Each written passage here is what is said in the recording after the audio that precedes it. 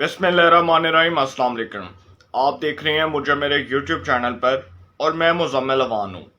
इमरान खान साहब के हवाले से इस्टाब्लिशमेंट के एक मखसूस ग्रुप के अंदर बहुत गम और गुस्सा पाया जाता है और इमरान खान साहब के हवाले से ये फैसला किया जा रहा है। इस्टाब्लिशमेंट के अंदर एक जो मखसूस एक ग्रुप जिसको टारगेट किया जा रहा है, जिसको बार बार इमरान खान साहब जलसों के अंदर, इजलासों के अंदर टारगेट करते हैं, उसको बार बार हक़ तनकीद का निशाना बनाते हैं।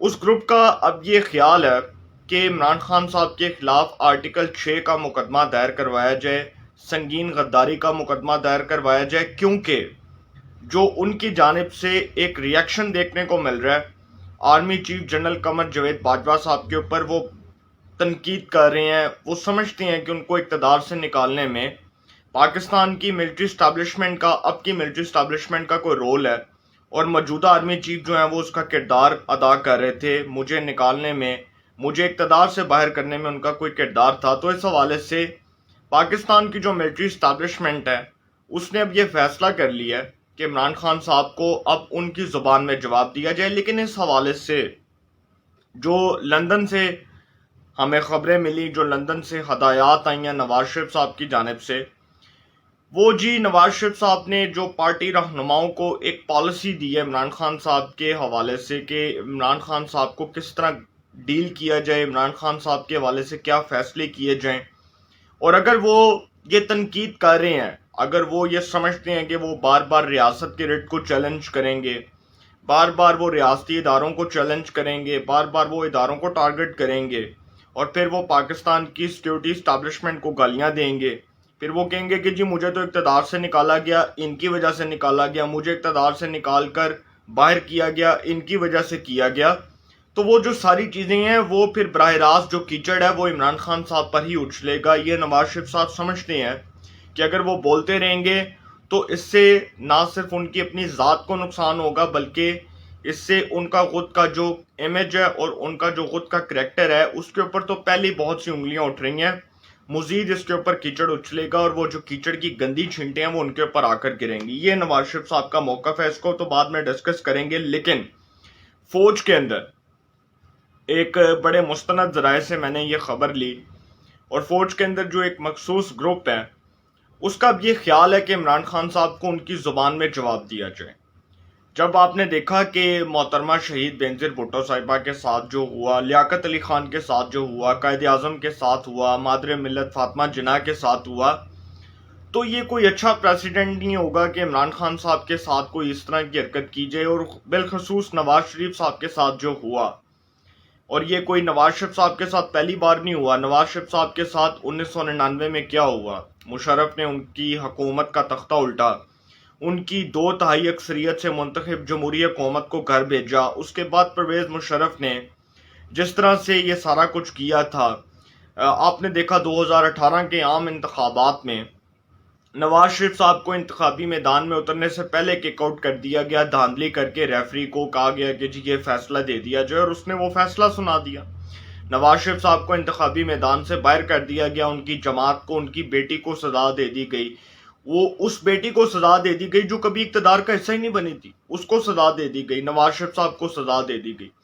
तो ये सारी चीज़ें जो हैं ये तारीख का हिस्सा हैं और मैं नहीं चाहता कि तारीख एक बार फिर अपने आप को दोहराए और वो चीज़ें इमरान खान साहब के ऊपर रिपीट और रेपिटिशन के तौर पर इस्तेमाल हों।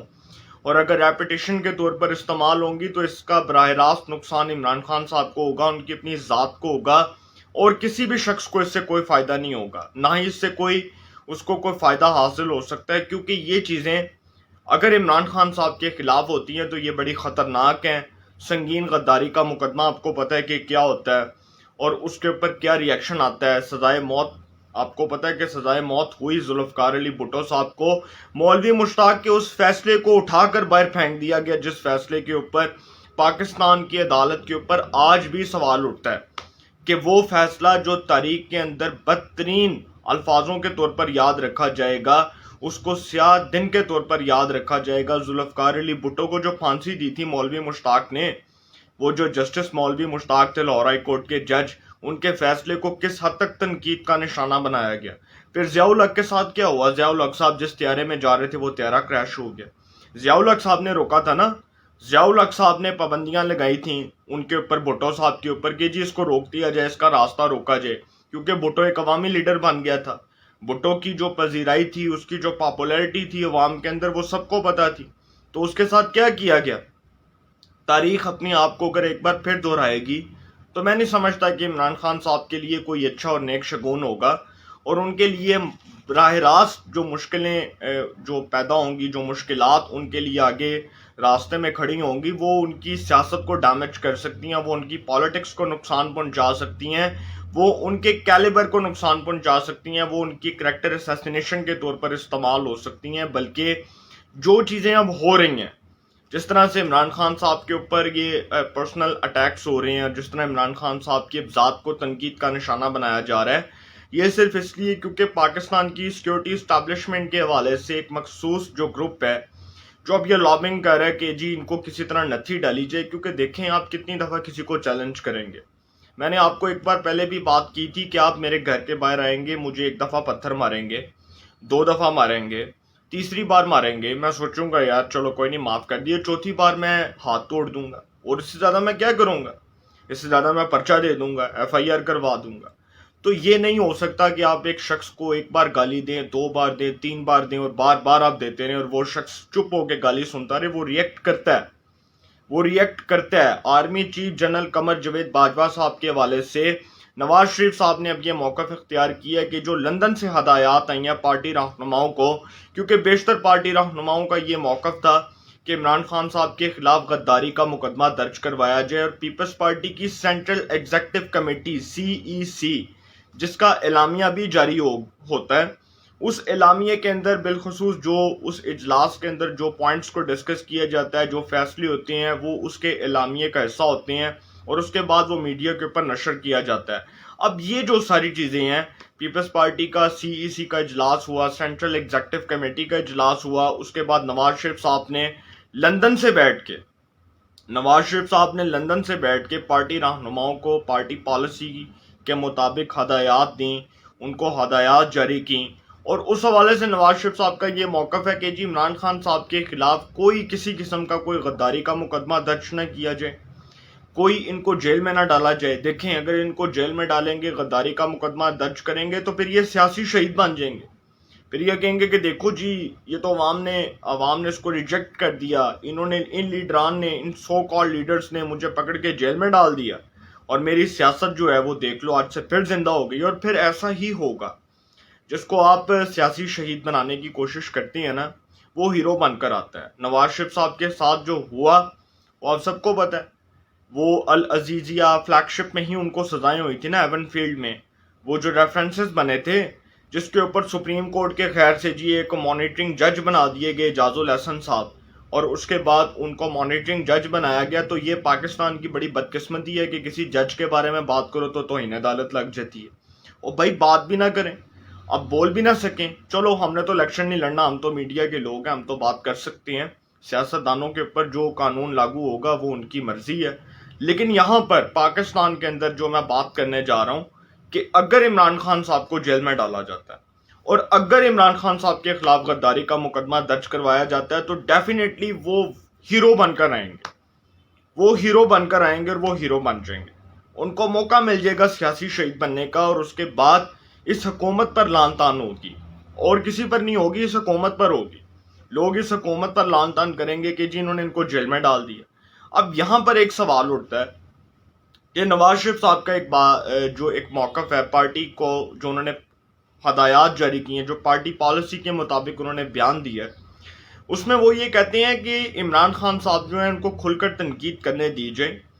وہ کھل کر جو ہے جو بات کرنا چاہتے ہیں وہ کھل کر کریں, جس کے اوپر وہ تنقید کرنا چاہتے ہیں کریں, جس کو وہ گالیاں دینا چاہتے ہیں گالیاں دیں. لیکن اگر وہ ریاست کے ریٹ کو چیلنج کرتے ہیں, اگر وہ ریاست کے خلاف لوگوں کو بغاوت پر اکساتے ہیں, اور ملک کے اندر خون خرابہ, فتنہ فساد, دانگا فساد کرنے کی کوشش کرتے ہیں, تو پھر جیل ہوگی.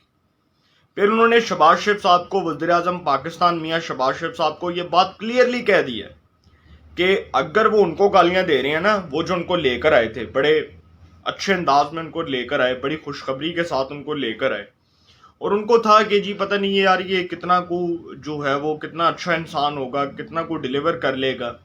لیکن آج ان کو پتہ لگ رہا ہے، نواز شریف صاحب نے پارٹی کو کہا دیکھو آج وہ دن آ گیا کہ جو لے کر آئے آج وہی گالیاں کھا رہے ہیں، جو پکڑ کے ہاتھ میں گودی میں بٹھا کر فیڈر پلا کر لے کر آئے آج وہی گالیاں کھا رہے ہیں.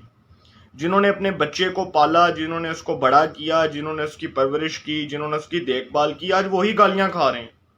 اور نواز شریف صاحب نے یہ موقف اپنایا، پارٹی کے سامنے رکھا، اور ان کا کہنا تھا، انہوں نے کہا کہ بھائی اس کو بولنے دو، یہ جتنی گالیاں دیتا ہے، جتنی تنقید کرتا ہے یہ شخص، جتنا پاکستان کی سیکیورٹی اسٹیبلشمنٹ کو جو ہے وہ بلیم کرتا ہے، اس سے براہ راست فائدہ ہمیں ہوگا، اس کا براہ راست فائدہ ہمیں ہوگا کہ 3.5 سال میں اس نے کیا کچھ نہیں.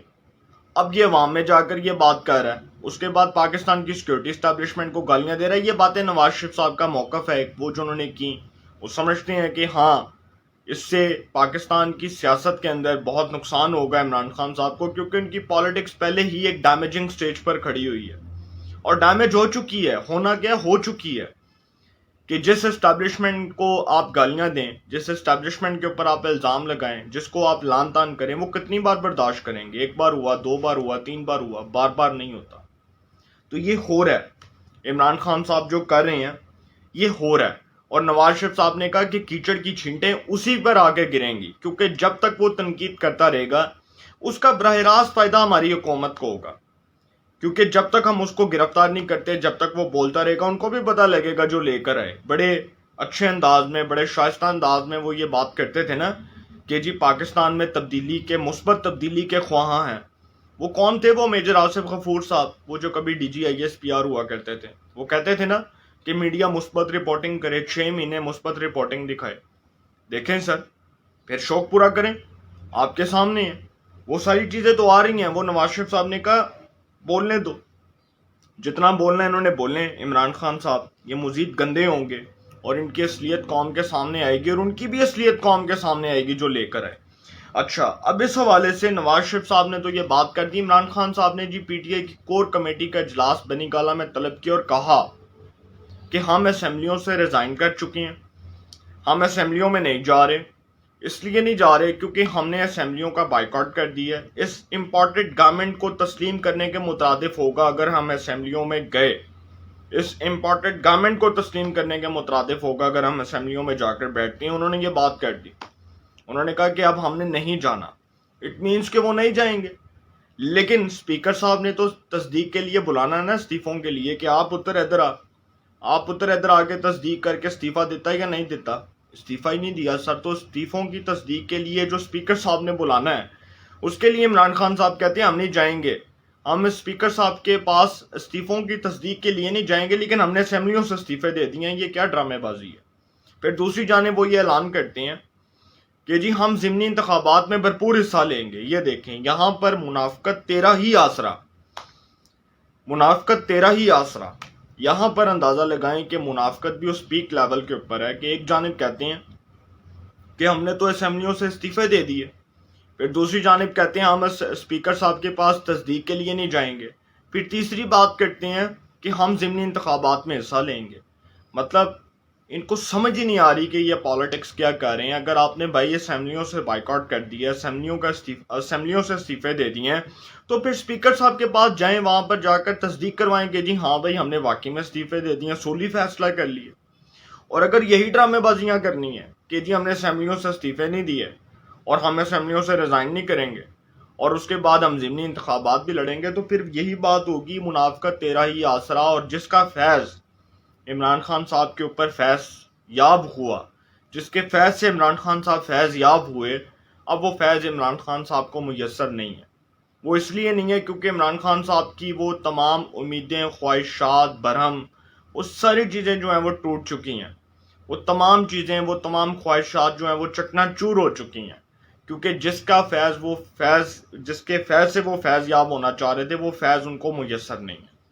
لیکن اب فاروق حبیب صاحب نے جی بہت بڑی بونگی ماری ہے، اور کلاسیکل قسم کی بونگی ماری ہے. فاروق حبیب صاحب نے، جو وزیر مملکت تھے اطلاعات و نشریات کے، سابق وزیر مملکت اطلاعات و نشریات کے اور پاکستان تحریک انصاف کے رہنما فاروق حبیب صاحب، انہوں نے جی میڈیا کے سامنے آ کر یہ بات کی کہ وہ جو ملک ریاض صاحب والی جو آڈیو تھی وہ جی باپ اور بیٹی کا معاملہ تھا، باپ اپنی بیٹی سے بات کر رہا تھا امبر سے اور وہ آڈیو لیک ہو گئی، وہ اتنا بڑا کوئی اچھا انہوں نے اس بات کو ایکسیپٹ کر لیا کہ وہ جو آڈیو ہے یہ بالکل درست ہے، یہ فیبریکیٹڈ نہیں ہے، اور اس کے اوپر میں نے اپنا لاسٹ ولاگ بھی کیا تھا اور اس کو انہوں نے تسلیم کر لیا کہ یہ آڈیو بالکل حقیقت کے اوپر مبنی ہے۔ اس کا مطلب وہ اس بات کو تسلیم کر رہے ہیں کہ جو آڈیو ملک ریاض کی اور ان کی صاحبزادی کی امبر کی لیک ہوئی، جس کے اندر وہ پنجابی میں بات کر رہے ہیں، اس میں عمران خان صاحب کا اور بشرا بی بی کا بھی کردار کسی سے ڈھکا چھپا نہیں ہے۔ اس کے بعد وہ جو فاروق حبیب صاحب ہیں وہ جب یہ بات کرتے ہیں تو وہ اس حوالے سے یہ بھی بتا دیتے ہیں کہ جو عمران خان صاحب اور بشرا بی بی صاحبہ کی جو پولیٹیکل انوالومنٹ تھی اس میں وہ کس حد تک جو ہے اس کو چھپایا جا رہا تھا فاروق حبیب صاحب کی جانب سے، اس کے اوپر بھی بات کرتے ہیں، وہ بھی کسی سے ڈکی چھپی نہیں ہے۔ پھر وہ جن کے بہت زیادہ چرچے ہیں، جن کے کپڑوں کے، جن کی ڈریسنگ کے، جن کے فیشنز کے بہت چرچے ہیں، فرح خان صاحبہ، عمران خان صاحب کی اہلیہ بشرا بی بی صاحبہ کی قریبی دوست فرح گجر کہوں تو وہ زیادہ بہتر ہے، فرح گوگی بھی نہیں کہوں گا، لوگ غصہ کرتے ہیں، لیکن وہ پیار سے ان کو کہتے ہیں فرح گوگی صاحبہ، ویسے میں تو فرح گجر کہوں گا ان کو۔ ان کی بھی اس آڈیو کے اندر سنا جا سکتا ہے کہ ان کے بارے میں بھی بات ہو رہی ہے، اور اس کے بعد ہیروں کی انگوٹھی وہ کتنے کیرٹ کی ہونی چاہیے، اس کا سائز کیا ہونا چاہیے، کتنے پیسوں کی ہونی چاہیے، یہ ساری چیزیں ڈسکس ہو رہی تھیں۔ اب حکومت نے ایک فیصلہ کیا، حکومت نے جو فیصلہ کیا اس کے اوپر تو میں بعد میں آؤں گا، اس کو میں اینڈ کروں گا۔ یہ جو فاروق حبیب صاحب ہے نا، انہوں نے عمران خان صاحب کی جو ہے نا تمام امیدوں کے اوپر پانی پھیر دیا۔ آپ ایسے سمجھ لیں کہ فاروق حبیب صاحب کے ہوتے ہوئے عمران خان صاحب کو کسی دشمن کی ضرورت نہیں ہے، کسی بھی دشمن کی ضرورت نہیں ہے، کسی بھی بدترین سیاسی حریف کی ضرورت نہیں ہے۔ وہ کہتے ہیں نا کہ ہم تو ڈوبے ہیں صنم، تم کو بھی لے ڈوبیں گے۔ فاروق حبیب صاحب خود بھی ڈوبے اور عمران خان صاحب کو بھی لے ڈوبے، اور ساتھ ساتھ ملک ریاض صاحب کو بھی لے ڈوبے۔ انہوں نے اعتراف کر لیا کہ یہ آڈیو ہے، اس پہ جی باپ اور بیٹی لگے ہوئے ہیں، جی فون پہ باپ اور بیٹی جو ہیں وہ کال پہ بات کر رہے ہیں، اس کا مطلب کہ وہ درست ہے، پھر وہ فیبریکیٹڈ نہیں ہے۔ آپ نے تسلیم کر لیا، اپنے پاؤں پہ کلاڑی ماری، اپنے ہی بیڑا غرق کیا، چوری بھی پکڑی گئی اور معاملہ بھی کھل کے سامنے آ گیا، نیا کٹا کھل گیا۔ لاسٹ پہ جی یہ بات کرنی ہے کہ حکومت نے بڑی خطرناک قسم کی خبر دینے جا رہا ہوں کہ حکومت نے عمران خان صاحب کی جانب سے ملک ریاض صاحب کو دی جانے والی فیورز کو، تمام چیزیں جو ملک ریاض صاحب کو عمران خان صاحب کی حکومت میں ملیں، وہ تمام چیزوں کو پبلک کرنا شروع کر دیا۔ ان تمام چیزوں کو براہ راست میڈیا کے سامنے لانے کا فیصلہ کیا ہے۔ اور ایک اور خبر دیتا جاؤں، ایک بہت بڑا سکینڈل آنے والا ہے پاکستان کی سیاست کے اندر، تہلکہ میں جانے والا سکینڈل آنے والا ہے ملک ریاض صاحب کا اور عمران خان صاحب کا، ایک بہت بڑا سکینڈل آنے والا ہے، اس کا انتظار کیجئے گا۔ انشاءاللہ پھر ملاقات ہوگی، اپنا بہت خیال رکھیے گا، اللہ نے کے پاس۔